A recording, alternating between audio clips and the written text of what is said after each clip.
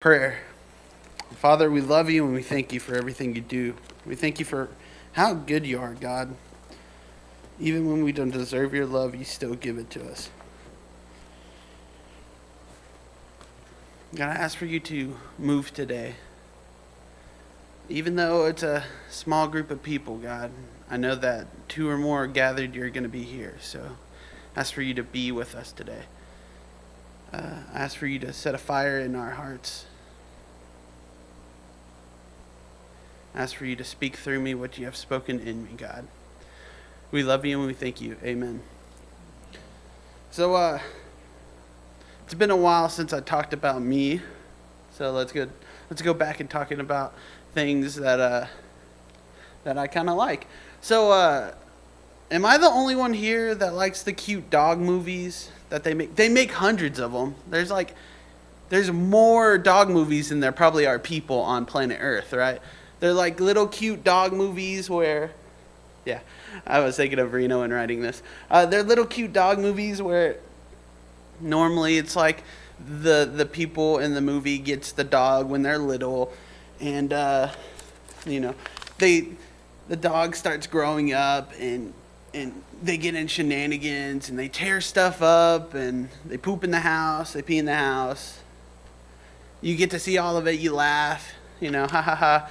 And then the people get all mad at the dog, but they're like, "Oh, you're still a baby," You know what movies I'm talking about, right? And then the whole, like, something crazy happens, like, I don't know, earthquake, tornado, the end of the world, I don't know. Something random happens where the person and the dog get separated.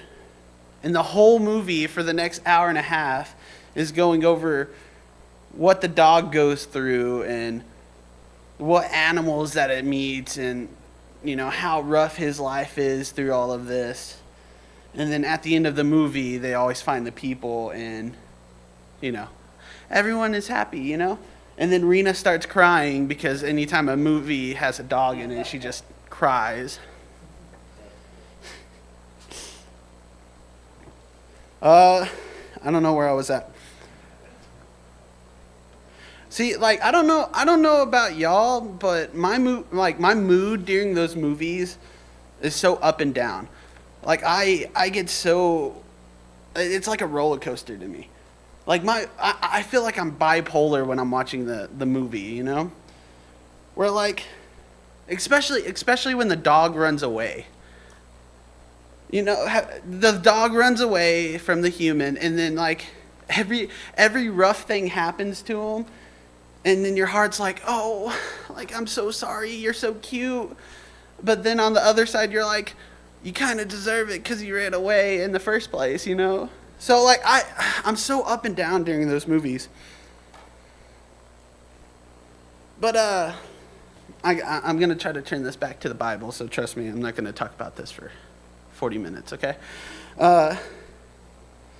So during those movies, when I watch them, I watched a couple of trailers of the dog movies. They're all kind of the same. So I was trying to tie in the dog movies and the Bible. And if y'all don't see where I'm going with it, let me open your eyes a little bit more. So in the movies, I picture us as the dog, and I picture God as the owner, So hear me out. So what irritates me about those movies is that it never shows enough about the owners. It's always about the dogs. It's always like the owner is at the very beginning of the movie, and they're living up on the dog, and then it's a whole movie about the dog, and then at the end you get like 5 more minutes of the owner, right? See, but the thing is especially as a dog owner now, I have a German Shepherd, and as a dog owner, I know I would do anything in my power to get my dog back. I would go out, I'd search around the block, I'd drive around. Like, I remember growing up that my dog, when I was little, got out, and I remember driving around the whole big old town of Bangs, Texas, which has like 1,000 people in it, maybe, right? The big old town of Bangs, Texas. I remember driving around for hours looking for that dog. My dad was so mad. Oh, man, he was mad. He's about the color of my shirt. He was mad. I want to see a movie about a guy losing his dog and then the owner or the dad of the owner. I want to see that movie of like, oh, you didn't close the gate, did you? Oh, you didn't close the gate. I want to see that movie, right? But like I said, God is the owner and we're the dog. Like I would do to get anything to get my dogs back, God would do anything to get us back. But I'm going to keep on going. So let's talk about the dog. Let's talk about us. So what's the difference between running away and getting lost? So these both are terms used with dogs escaping, right? They either ran away or they got lost, right? So I had to look it up a little bit and see the difference between the two. So let's talk about running away first. So running away is defined as leaving or escaping a person, a place, or a situation. Escaping or leaving. See, the thing about running away is a choice. In Christianity, we know that people choose to run away from God. It's their choice to run away from God. Most of the time it's because they don't like what God has to say, or they don't want to change their life for God, so they run away from him. Let's go to Jonah. Jonah 1. It's already up there. Cool. Jonah 1, it says, the word of the Lord came to Jonah, the son of Amminadi, I don't know. And it says, go to the great city of Nineveh and preach against it, because its wickedness has come up before me. And then let's look at this one, the next one. I didn't give you this one, Tim, I'm sorry. It says, but Jonah ran away from the Lord and headed to Tarshish. I don't know. I'm sorry. I'm dyslexic. Words are hard, okay? But it says Jonah ran away from the Lord. Right? It didn't say that like Jonah accidentally slipped and fell on the boat and that boat accidentally went the complete opposite way of what the Lord was telling Jonah to do. It didn't say that. It said Jonah ran away from the Lord. See, let's go to Luke 15 now. We're going to be in Luke 15, verse 11. Y'all might have heard of this one. I like it. Verse 11, it says, Jesus continued, there was a man who had 2 sons. The younger one said to his father, Father, give me my share of the estate. So he divided his property among them. How far do I go here? 13. Not long after that, the youngest son got together all he had and set off for a distant country, and there squandered his wealth in wild living.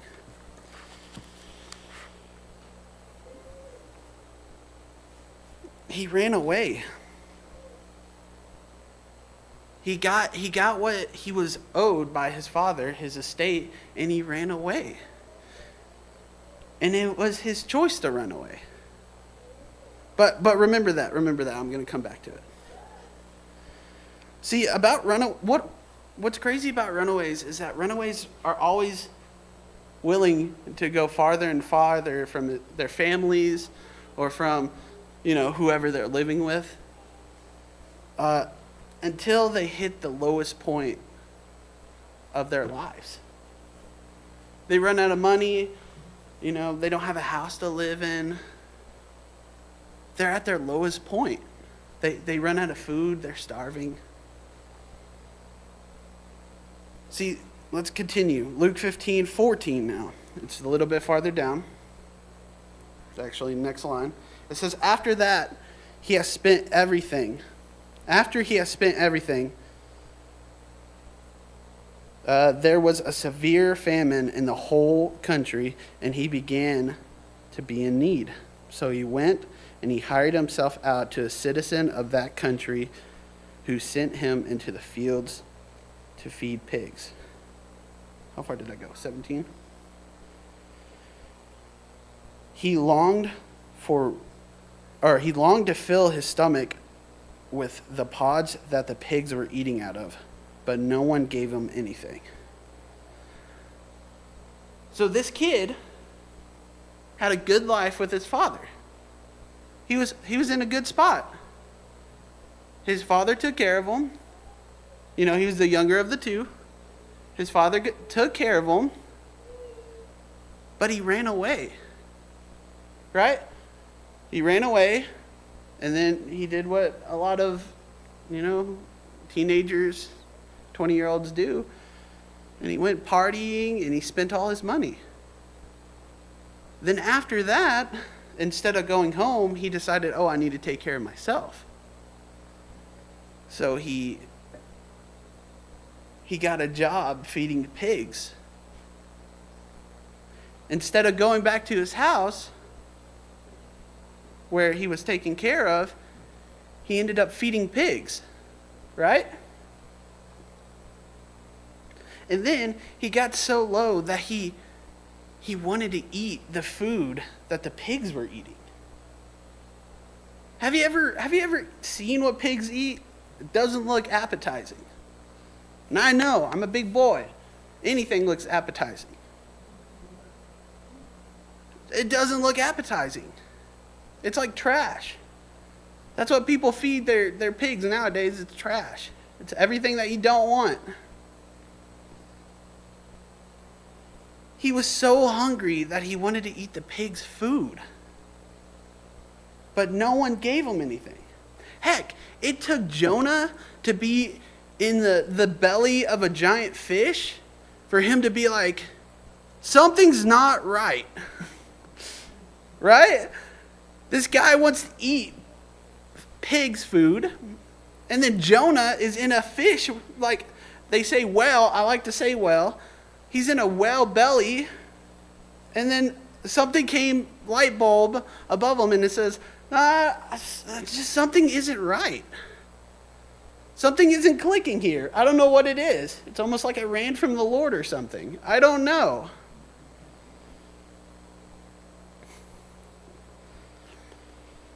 They thought they were better off doing what they were doing instead of following the Lord or going back to the Father. Right? Let's keep going. We're on verse 18 now. This is the son. Or no, I guess it's 17.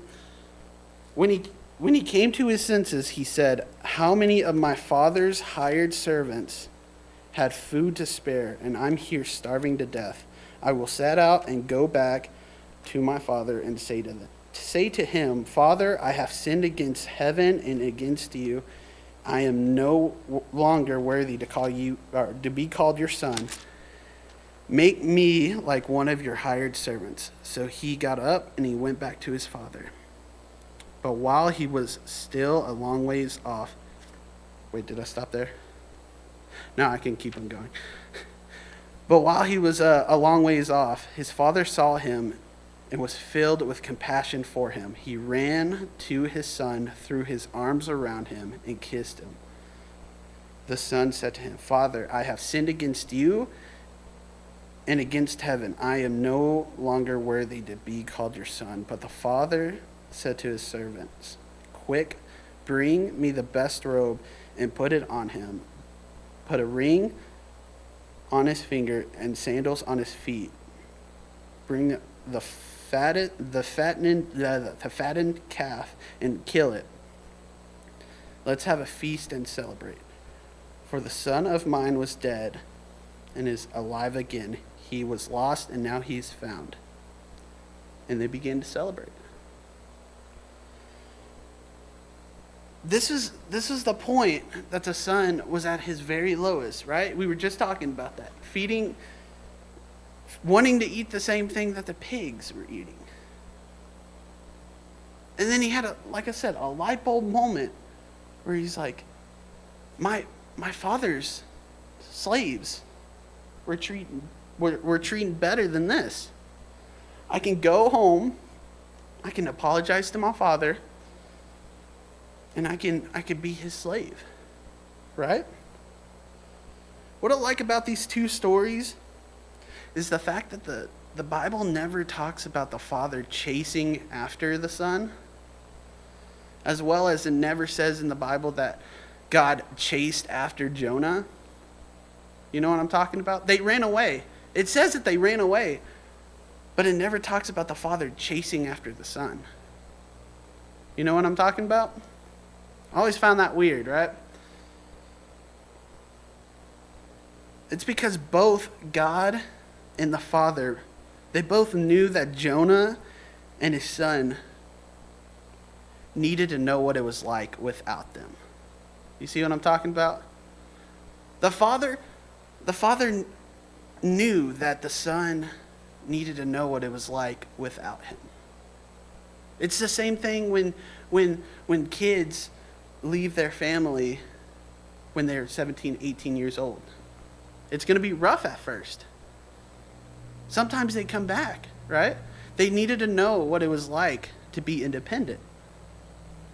The son needed to know what it was like to be without the father.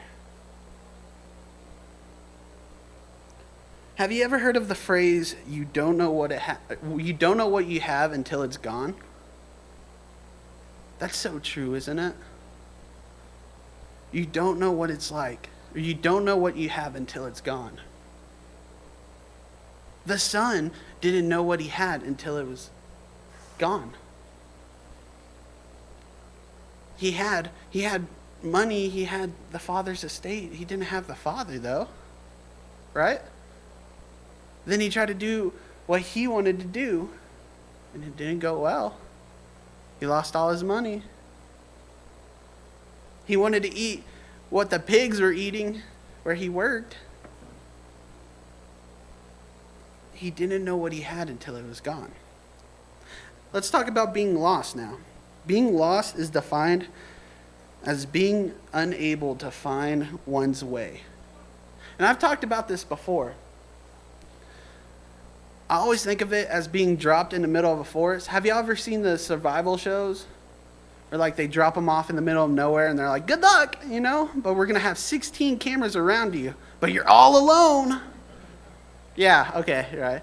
We have an ambulance right around the corner just in case, something stabs you. I don't know. Like, no, they're not alone, guys. I'm sorry. I ruined it. It is defined as being unable to find one's way. Being lost isn't really a choice. Y'all get that? Being lost isn't a choice. You don't choose to be lost. Doesn't make sense. I don't understand why the people are dropped in the middle of nowhere on a helicopter and they're like, good luck. You shouldn't choose to be lost. Doesn't make sense to me. The thing is you normally get lost when you're on your way to a place. You know? Like Anna when she's driving. She's always getting lost. She doesn't choose to be lost. Sometimes it feels like it. But she doesn't. You know what I'm talking about? Let's go to Matthew 18. It's not too far from Luke.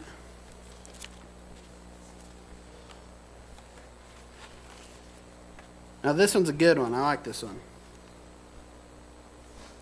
We're going to be in Matthew 18, verse 12, and we're going to verse 13. This is Jesus talking. He said, what do you think?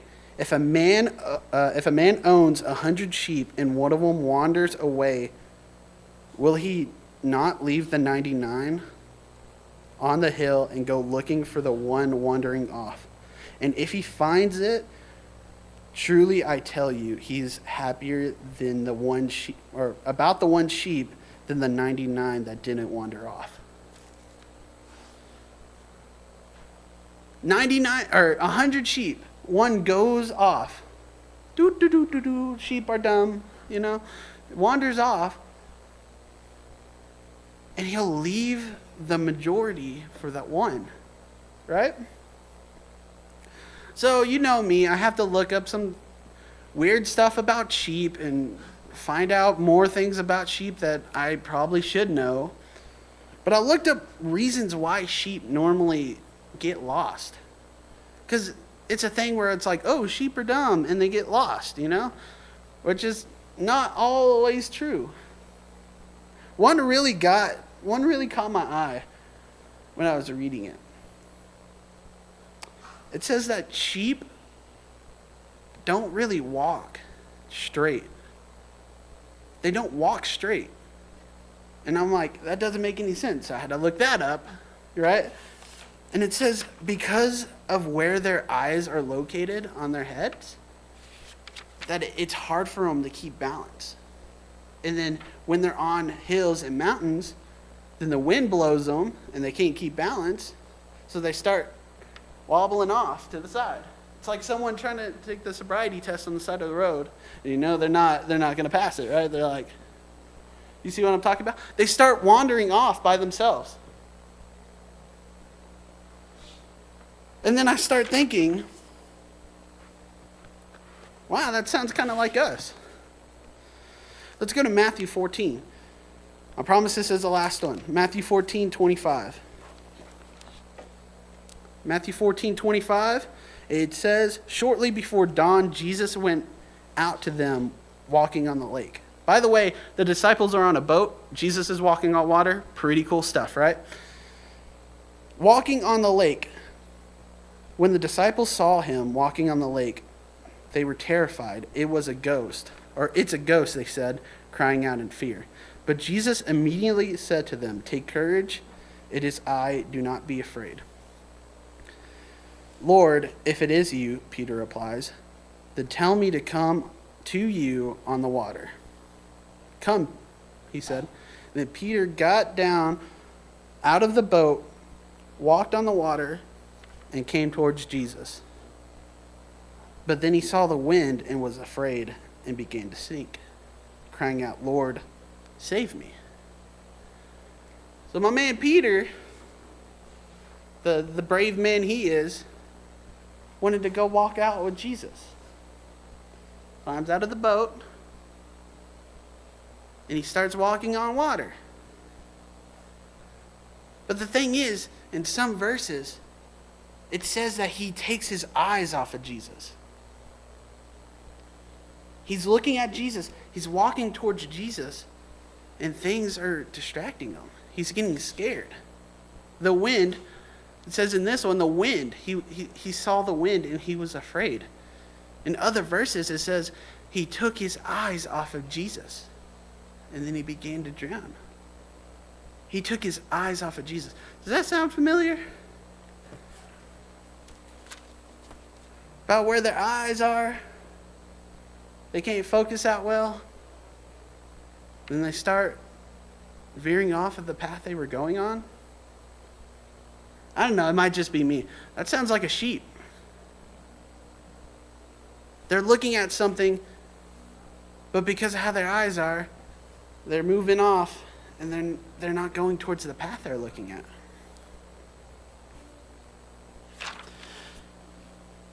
When we're walking towards Christ, we have to keep our eyes on him, right? But then there's sometimes, and I guess this is no one in the room, sometimes your eyes aren't fixed on Jesus, right? Sometimes you start thinking about the things of the world. You start worrying about money a little too much. You start worrying about the things you have, and your eyes are taken off of Jesus. I'm thinking of someone driving on the road. I'm not going to pick on Anna again because this isn't Anna. I'm thinking of someone driving on a road. And what happens when you take your eyes off the road for too long? Are you going in the same way that you were going in the first place? Unless you have a Tesla, I guess, now. You start swerving. You take your eyes off the road for too long, you start swerving. And then sometimes it doesn't end well. It's the same thing. When we start taking our eyes off of Jesus in our walk towards Jesus, if we take our eyes off of Jesus for too long, we're going to start swerving off the path. If we take our eyes off for too long, it's not going to end well.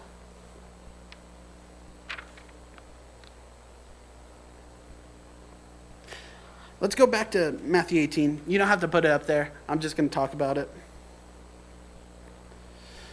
You know, the shepherd. We're going to talk about the shepherd and going back to the sheep, right?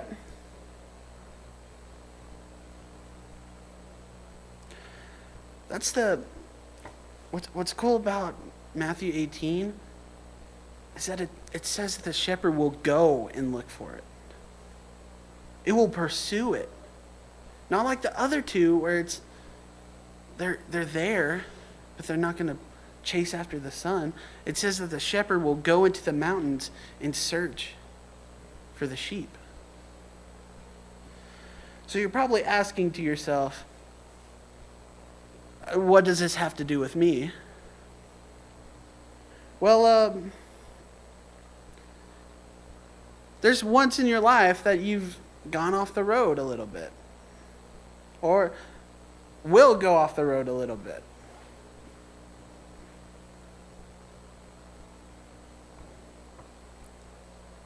You'll run away from home, you'll run away from the Lord, or you'll just become lost. Like the cute puppy that we talked about before. Sometime in your life, you'll be that cute puppy that's lost and afraid. But the thing is that owner that we talked about before, he won't give up hope. And he won't give up looking for you. Our God is going to be there when we get back. Just like the Father was to his Son. Not only that, he's waiting. And he's waiting to celebrate. He's ready to celebrate with us.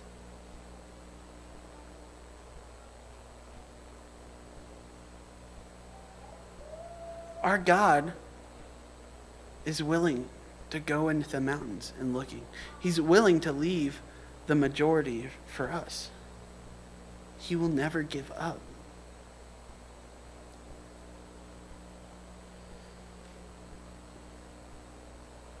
I just love the fact that sometimes we think to ourselves, it's God that's moving away from us. But it's not true. It's us always moving away from God. Whether we're getting lost or whether we're running away. You know what I'm talking about? But if we choose to run away from God, he'll always be there when we run back. Or if we get lost and it's not our choice, or we start swerving off the path, then just like the sheep, he's willing to go find us. Right? Again, let's go back to the forest.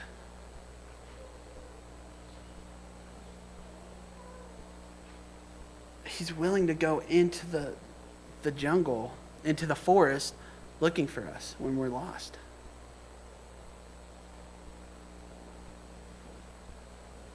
Isn't he so good? Father, we love you and we thank you. I thank you for being the shepherd that will leave the 99 for me, God. I thank you for letting me go out and try my own things because I needed to know what it was like without you.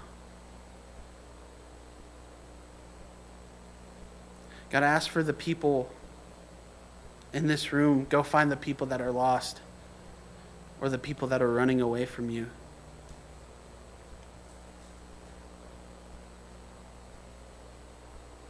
God, there's people out there that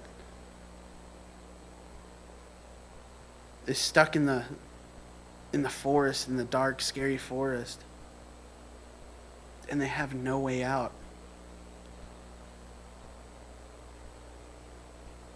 And no one willing to go into the forest after them. God, I ask for you to give us the courage. You tell us to be the salt of the earth and the light of the world. Or light on the top of the hill.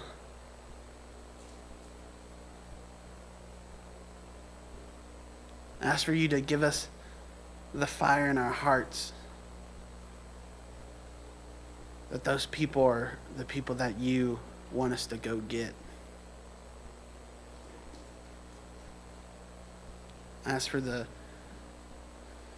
when we get to those people that you soften their hearts, God. Because you're wanting them here with us.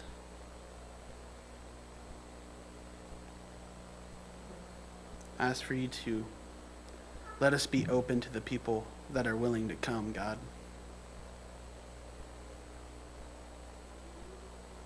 That we're all sinners here, and that this is a hospital for sinners. We love you and we thank you. Amen.